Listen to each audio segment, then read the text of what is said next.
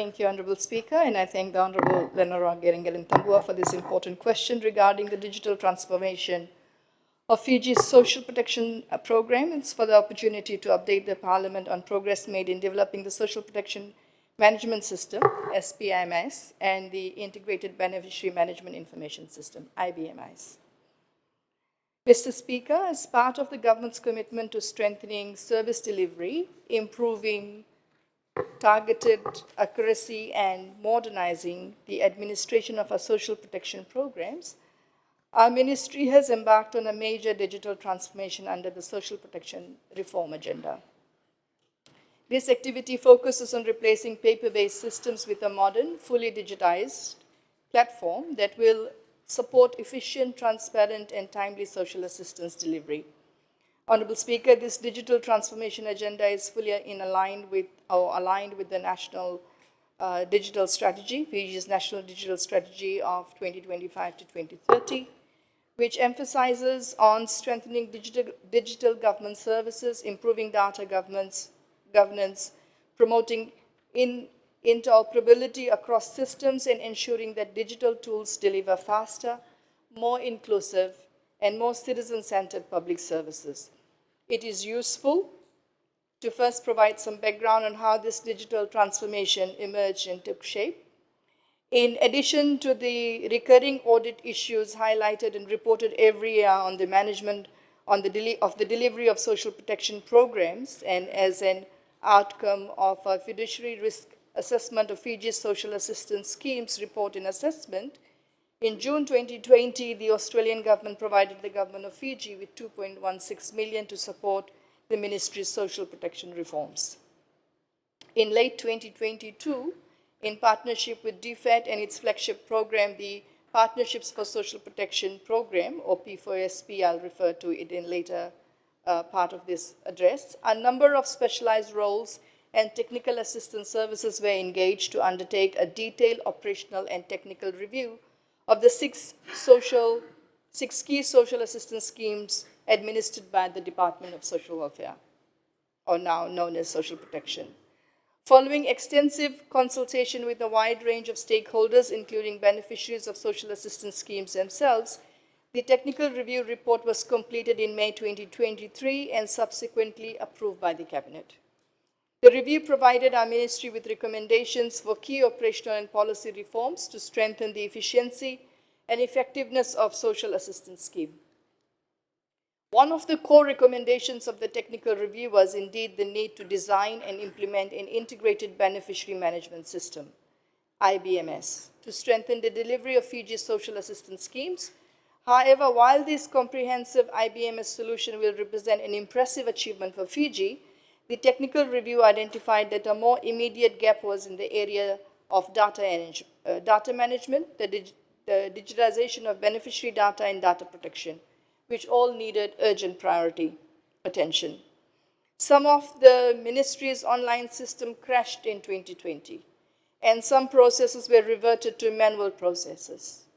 Therefore, in 2024, as a first step, the priority for the ministry was to develop an interim IT solution, the Social Protection Management Information System, or SPMIS.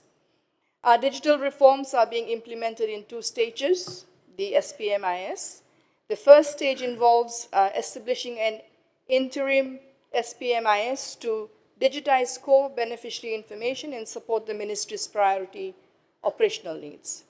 I am pleased to inform Parliament that the interim program has now been successfully built, tested, and handed over to our ministry on the government's secure governance server aligned with national standards for data security and digital governance, and is hosted at the Government ITC Data Center. This system is now integrated with Ministry of Justice Birth, Death, Marriages, BDM system through the Digital Exchange Platform, DXP. These social protection reform teams, including officials from our Ministry of Finance and IT teams, are currently conducting national user training across all 21 district welfare offices, ensuring frontline staff are fully trained to operate the system. Once the digitization and uploading of all beneficiary records are completed, which is a process that is now in its final stage, the interim SPMIs will become fully operational by next month, Mr. Speaker. This will mark a major step towards improving data accuracy, reducing administrative delays, and strengthening oversight of program delivery.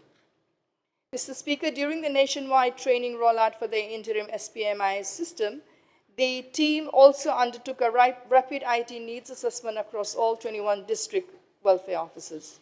This assessment identified several operational challenges, including aging and insufficient computer equipment, limited availability of replacement hardware, and the need for network upgrades in certain locations to support stable and secure system access. These infrastructure gaps pose constraints to fully realizing the benefits of digital transformation. Ministry is working with the partners to address this challenge to ensure smooth rollout of the new system. Integrated Beneficiary Management Information System is the second stage of this reform for a more comprehensive and strategic integrated system. The IBMS is designed to be the long-term digital backbone of Fiji's social protection system.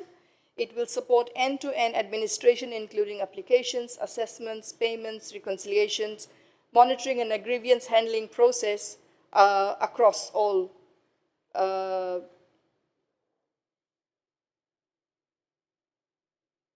sorry, Mr. Speaker. Strengthen our, this will enhance the full system design requirements for IBMS has finalized and formally endorsed. Our team of software developers is now building the system, and first batch of modules was reviewed by the ministry late last month. The IBMS is on track for implementation in 2026, and once completed, will integrate all beneficiary data into a single, secure, modern platform. This will significantly enhance program efficiency, minimize errors, improve coordination across schemes, and strengthen our ability to respond quickly during emergencies or shocks. It will also integrate with the external system that will support with validating the eligibility criteria of each application. Mr. Speaker, the progress of the SPMIS and the IBMS advances several core commitments of Fiji's national digital strategy. Seamless and citizen-centric services, faster processing, fewer in-person visits, and more transparent case management for beneficiaries. Stronger data systems and analytics, better visibility of beneficiary profiles, reduced duplication, and enhanced ability to evaluate program effectiveness. Improved interoperability, the IBMS is being designed to interface with other government platforms, contributing to whole of government digital integration.